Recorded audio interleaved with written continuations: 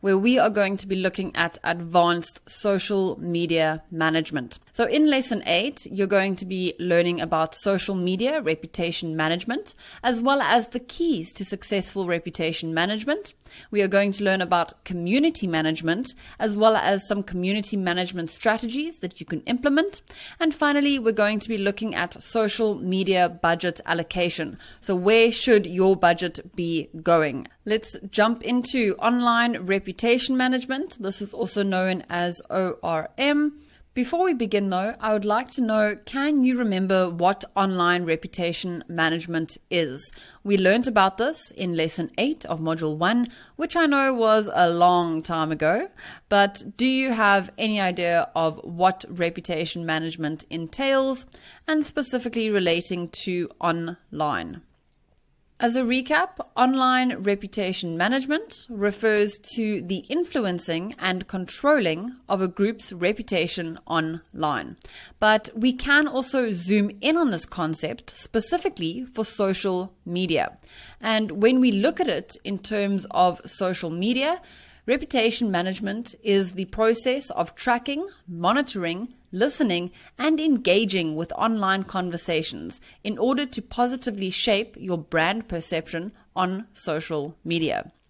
You can probably recognize that the majority of tasks that we do within our social media efforts are geared towards eliminating negative or underperforming content and optimizing our social media marketing to get the best return on investment. And we learned about the return on investment in the last lesson.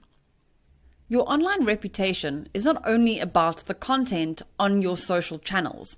It has become so much more than that, as your customers have the opportunity to voice their opinion and share their experiences, whether these experiences are good or bad. Reputation management has to go further than just social media. We need to look at, of course, social media such as Facebook reviews and Yelp. We also need to look at where our website or product or brand is mentioned on other websites and blog posts. We also need to look at online review sites such as Trustpilot or TripAdvisor, and even local business directories such as Yellow Pages or business discovery apps. And finally, we need to look at Google My Business. And these all contribute to your online brand reputation. And they also need to be managed in a way that you can either promote a good review or you can recover from a bad review. There are so many benefits to online reputation management. First of all, it helps you to build trust.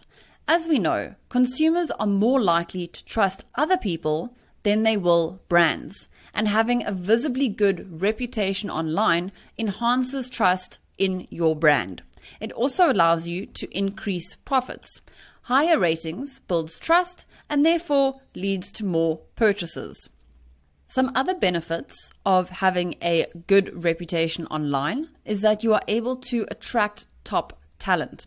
People want to work for companies that have growth potential. And if they see a whole lot of one-star reviews, that doesn't signify growth. They are also looking for companies that share the same values and beliefs, and positive reviews show that your company has a favorable culture and therefore will attract higher quality talent. If you're attracting high quality talent, it means that they'll be more likely to also keep your customers happy, and therefore you will have returning customers, which leads to reviews, which leads to more customers. So it all goes into a huge cycle. It also tends to be less risky. Bad online reputations earn worse reputations. It's the broken window theory. This theory states that a warehouse with a broken window tends to attract more vandals. So make sure that your business doesn't have any broken windows. And then you're also able to overcome online challenges a lot more easily. So generally, a company with a good reputation and that has core values aligned to their clientele will be more likely to weather a social media storm than a company with an already bad reputation.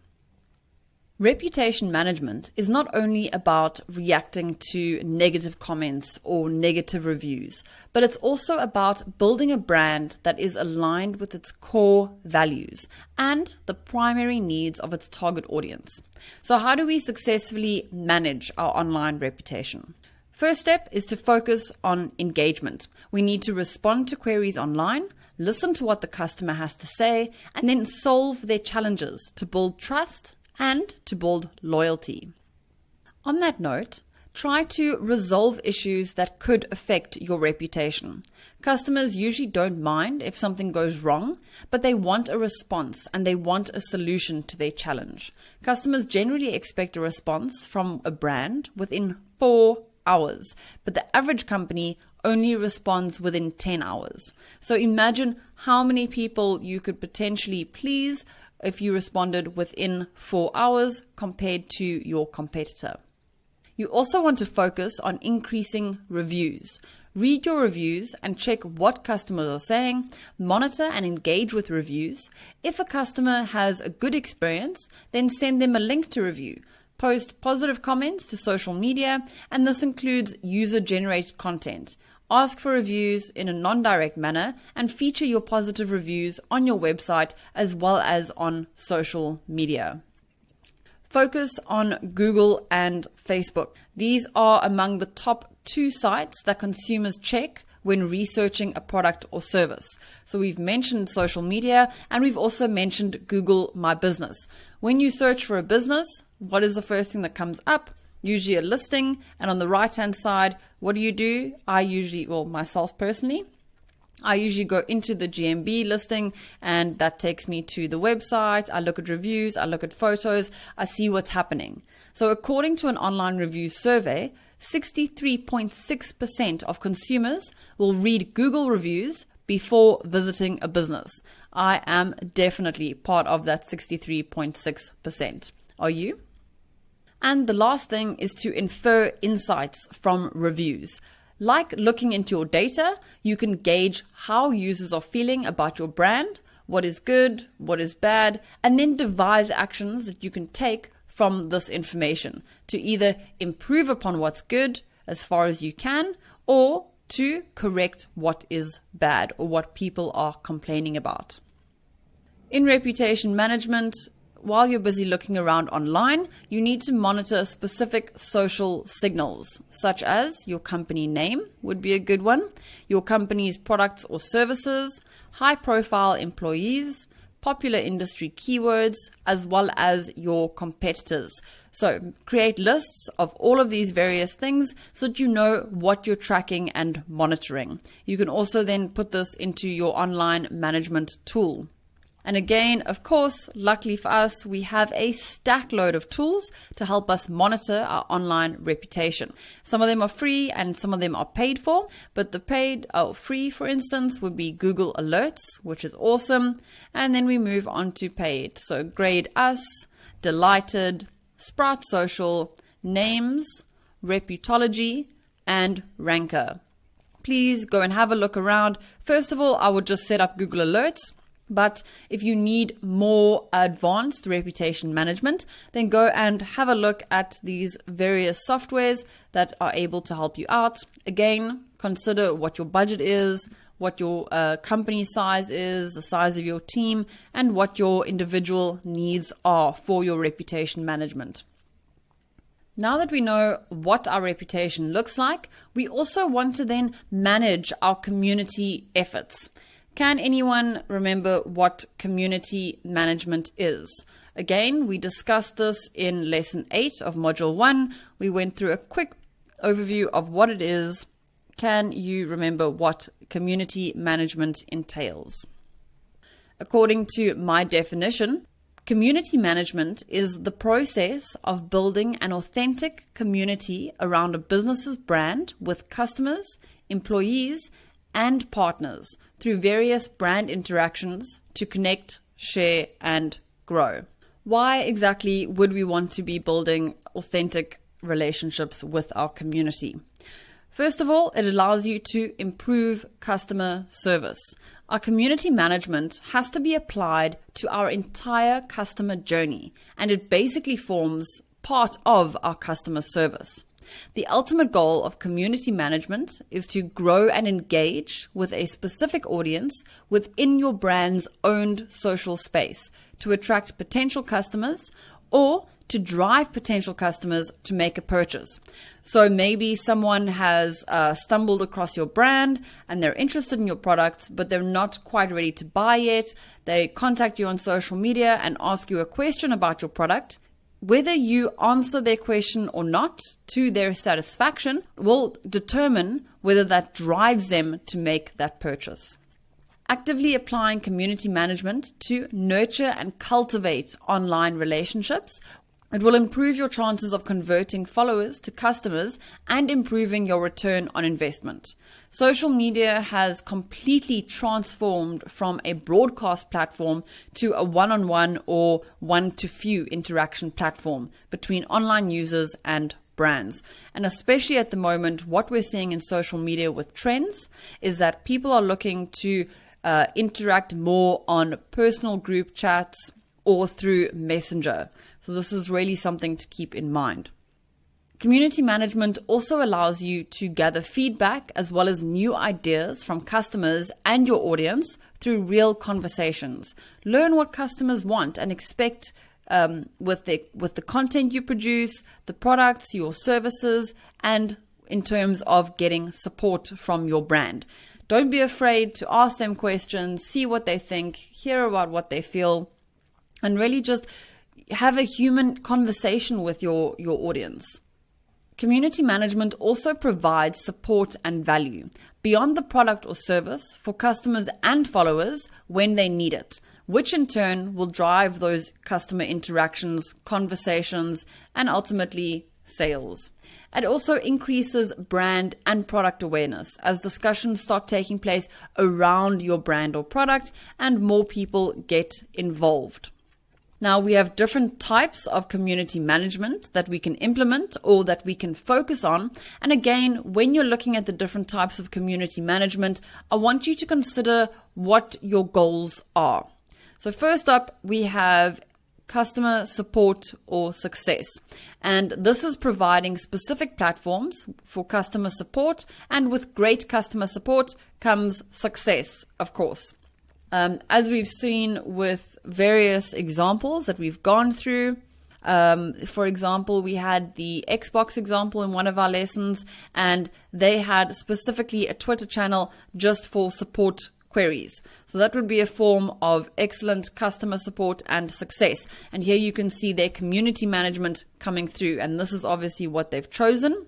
So in order to do this, you can of course set up a forum, either for example on Reddit or Quora. You can also set up a branded forum such as the Apple Developer Forum on your website. And this allows your customers to interact and talk to each other, ask questions, or even start discussions around a specific product or service. This would also include Facebook groups. This allows users to do the same as an online forum, to connect, interact, and discuss any common interests around your industry, your brand, or your products and services. And this is a really great way for your fan base and your customers to also connect with each other. And as opposed to making it all about your brand or your products, it becomes more of an industry forum or industry group.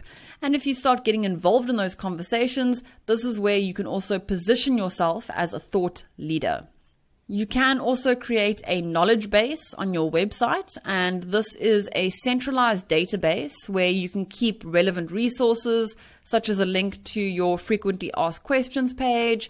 Maybe your products have instruction manuals, or if you sell software, such as the WordPress forum, it allows users to help themselves, each other, and communicate with your team. And then, of course, you could just have an FAQ page on your website. And this is kind of more like a self-help option where users can get quick answers to the most commonly asked questions. It's very straightforward and it generally saves your team a lot of time from having to answer questions. This is ideal for companies who have an in-depth product line. It's also a bonus if the forum allows users to provide each other with tips, tricks, and solutions to any issues that they do come across. Then we have product ideation, innovation, and feedback. And this is a proactive and reactive type of community management. It's more of a private way of getting feedback from customers through surveys, in-person feedback discussions, or focus groups. And it's ideal for most companies as it asks for feedback from real customers of your target audience and provides you with insights as to how you can improve or enhance your product, services, and messaging as well as your content. So again, this is probably something that you do at the beginning of strategizing, and it also will help to develop your buyer personas. Then we have acquisition and advocacy. This type of community management drives direct communication with people who are most excited about your brand, such as any returning customers who become brand ambassadors and advocates. You can do this through creating a brand ambassador initiative. Maybe for every 10 people that get to sign up to an account, they're rewarded with a discount on products or will receive a free product to a certain value, obviously provided then that they post it. But you could also offer people discounts, for instance, once they've posted or once they've bought a certain amount of products, then they can start or they can become a brand ambassador or an advocate in future and get certain rewards for doing that. You can also do this through partnerships with other brands, particularly brands who are not direct competition to you. This approach works particularly well for industries such as the apparel or beauty industries. And I think that's mainly just because the content is so easy to share. But of course, you can always make this work to your benefit depending on your product, service, and industry. It might be a little bit harder to do, for instance, if you have services, but where there is a will, there is a way. And there are also other types of community management that you can use. Here, you might also want to consider influencers if it isn't a very easy kind of brand advocacy or brand ambassador industry that you're in. Another type of community management is content and programming. And this involves developing content specifically for your customers, such as a marketplace or crowdfunding. You can use user groups or even user-generated content.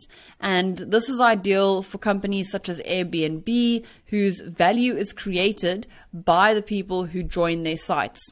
This type of community management generally requires a community management team to ensure that community guidelines and requirements are adhered to.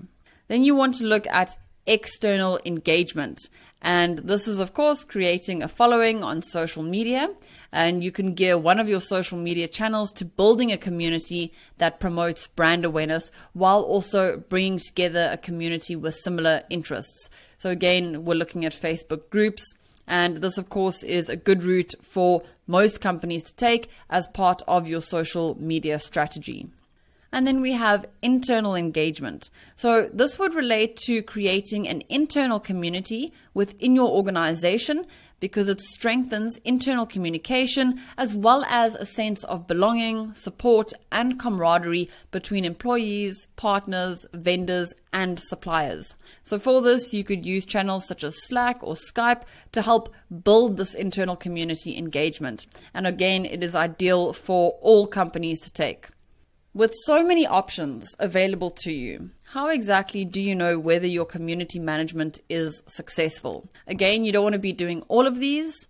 As I said, you want to think about what your goals are and what you're trying to achieve, and then look at which kind of community management strategy you want to implement. In order to ensure that it's successful, you want to monitor. So listen and track conversations that relate to your brand. You want to engage, Keep conversations going and proactively engage with your customers as well as your prospects and your influencers. You then need to moderate, identify comments and conversations that don't add value, and then address the main issue or complaint and ensure that it is corrected. And then you want to measure. So analyze your brand perception through unfiltered feedback. Again, get conversations going around your brand, see what people like, see what people don't, and ensure that there isn't any kind of repercussion to, their constructive feedback. So we've got our reputation under control. We also are managing our community successfully. But there's another aspect that we need to look at, and that is budget allocation. Every company has different resources and different priorities, but whether your budget is hundreds of thousands or whether it's just a few hundred or whether it's millions, it still has to cover the exact same components, which can be tricky. So how do we know exactly where to put our budget towards? Let's first consider all of the elements that we have to include within our budget allocation. First up, of course, we want content creation. So we've got photography and graphics. This includes potentially hiring a photographer or using stock photos, as well as graphic design. It can also include video. You need cameras, you need equipment, possibly even professional shoots. So that means that there are production costs. You may also want to hire talent, and this could include actors, models, extras, or even your influencers. You may need copywriting services or staff for social media posts, scripts, website copy, newsletters, anything that you need written. You may need to hire a copywriter for, either part-time or full-time. You may also want a translator. If you target a global audience, you may want to serve your content in multiple languages. So these are the things that you need to consider including in your budget when you're looking at content creation. Now, of course, there are a lot of free tools, for instance, for photography and graphics. In order to get photos or stock photos, you've got Unsplash. And in order to design your posts, you have Canva. So there are a lot of tools that you can use that are free of charge, but you need to at least then just create a list of what resources you need for your content creation. You also need to consider software and tools. So throughout this course, we have gone through a lot of different tools that you can use, but you also need to consider your search engine optimization and keyword research tools, any content hosting, any editing tools that you might need, project management systems, social media management platforms, marketing automation, as well as analytics tools. Again, you can always get one tool, and I think that Sprout Social, for instance, has come up a lot throughout all of our lessons, and that seems to have the majority of what you would need. But again, go and check it out and see what they have to offer and whether this aligns with your specific requirements for content creation. You also need to consider your paid advertising. So of course we have Facebook ads, and this is the most popular. There's also Facebook Messenger ads, and again, as I said earlier, this is increasing as personalization and connection are becoming more of a priority on social media. There's also Instagram ads, and this requires creative images. Again, it's not costly to run the ads, but you do need high quality, catchy images. You can also do LinkedIn ads, but this is more ideal for business-to-business companies as opposed to B2C or business-to-consumer companies. Then we have Pinterest ads. This has generally a smaller audience, and it is good for niche groups or audiences. Then, of course, we have YouTube ads, and we know that videos are completely blowing up. That is definitely one of the most popular content formats. And while these ads are not necessarily expensive to run, it may mean that production becomes costly. We also have TikTok ads. However, you need a minimum ad spend of $500 in order to start advertising on TikTok. And then we have Yelp ads, but these are extremely expensive and are more for the corporate companies or large to enterprise companies.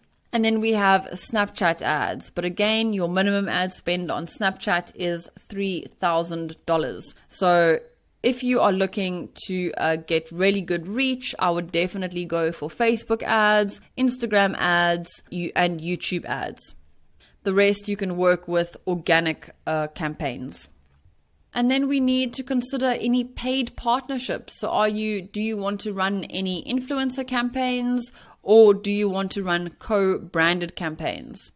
These are also strategies in your social media that you want to consider, as well as any training. So as we know, social media is constantly changing. You need to ensure that your team is always updated on the latest trends. So sending them to social media events such as Social Media Marketing World, as well as allowing them to learn new strategies and platform capabilities. So these are all the things that you need to take into consideration with regards to your social media team. They need to know what is going on in order to take advantage of that. Another element that you need to consider when looking at your budget is, of course, social media management. As good as our automation platforms are, there is no way that you can run social media marketing without any management. So that would include the actual management of your social media platforms, which is scheduling, publishing, listening, and engaging, as well as audience research and growth, strategy and analytics, content creation, as well as campaigns and promotions. Someone has to run these. Now, when we're looking at our budgets, we can see on average from sources, here we have from the CMO survey and Deloitte Digital, we can see here what marketing accounts for what percentage of overall budget. So in the industry, when we're looking at consumer packaged goods, that is 24%, consumer services is 15%, tech software and biotech is 15%, communications or media is 13%, mining and construction, etc., etc. So you can look at which industry you're in and how much of their budget goes towards marketing. So these are our marketing budgets by industry and how much they put towards them. But let's break them down even further into marketing expenses by industry. So here we've got our business to business, and we've even broken that down into products and services. Again, this is from the CMO survey and Deloitte Digital. And we can see here, if we look at our B2B product, that the majority of expenses go to direct expenses of marketing, followed by marketing employees. So your employees are important. And of course, then followed by social media. And that even overtakes research, training, analytics, and other overheads. And in B2B services, again, we've got direct expenses from marketing. Second to that, again, is marketing employees. And third to that is social media. And if we look at B2C, so business to consumer, we can see that the social media has a lot more percentages than anything else, as well as on the B2C services. So people in these industries are really, really prioritizing social media above all else. So when you consider the industry that you are in, does this seem accurate based on your industry? Are your specific budgets similar to this, or do they vary widely? I'd be really interested to know. So does this seem accurate based on the industry that you are in? There is a quote here that I found that says, the ideal budget is one where marginal or incremental increases in sales are just equal to the marginal expenses in the marketing mix. So in other words, your marketing mix expenses should be equal to the sales increases. However, this is extremely hard to apply as there are other factors such as promotions that will influence sales. Isolating the effects of the marketing mix requires complex analysis. Let's take a look at some of the operational budgeting techniques that we can use. First up, we have the affordable budget. And this is where you set your budget according to what you think the company can afford.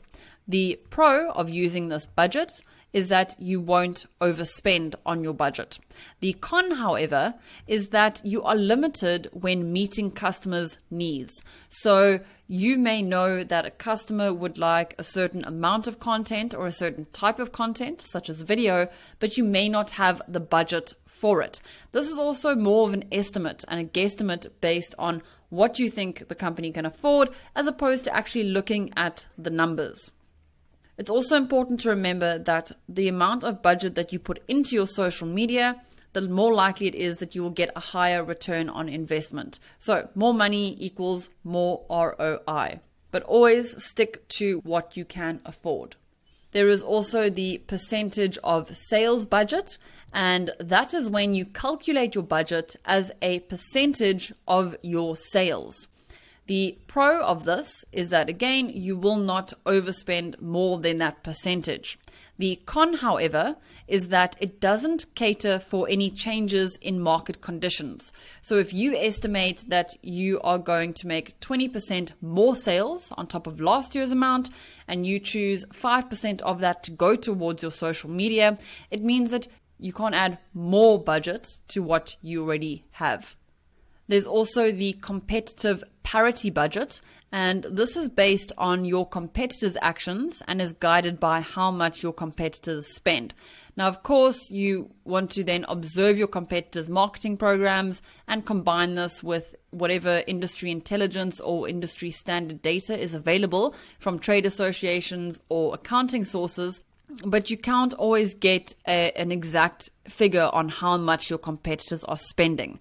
The pro of this is, of course, that you can match your competitor in terms of their spend and therefore are probably able to get the same kind of reach, engagement, and growth as they are.